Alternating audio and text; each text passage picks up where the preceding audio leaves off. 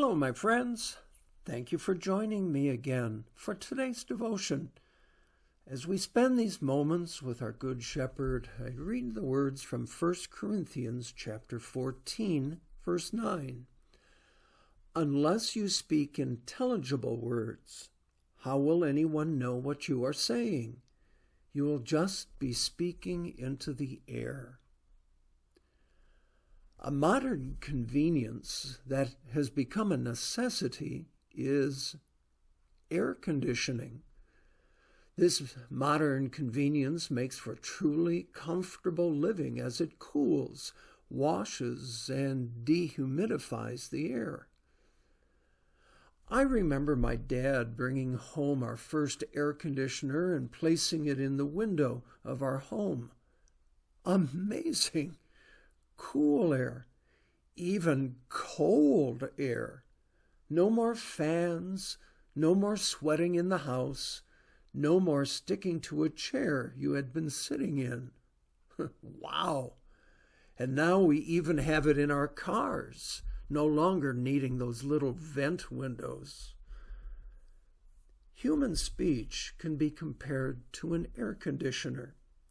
Candid and clear speech make conversation much easier. It clears the air. But there's another kind of speech that might be described as air conditioning in reverse. St. Paul tells the Corinthians that speaking in intelligible words is speaking into the air. Such speech does not edify, inspire, and instruct. It only confuses the mind some more. Then there's a kind of speech that befouls the air. This includes filthy, obscene, and profane language. St. Paul again says, don't let any unwholesome talk come out of your mouths. Foul language is unfortunately becoming a part of daily speech.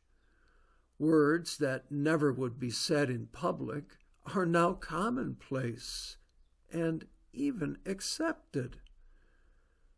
But should they be? Shouldn't our speech refresh a soul, a mind, a heart? What is talk that really washes, cleanses, and conditions the air for good?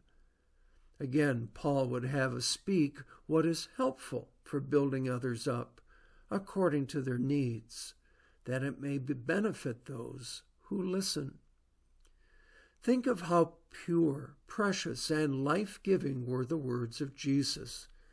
Truly, they were the words of eternal life, coming from him who earned eternal life for us. So think about your words and be an air conditioner, cleaning and cleansing the air so that everyone is refreshed. Let's pray. God, our Father, help us guard our tongues so that they speak good instead of evil.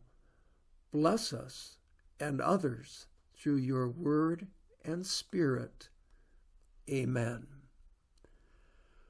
Well, my friends, may your words be refreshing to others today.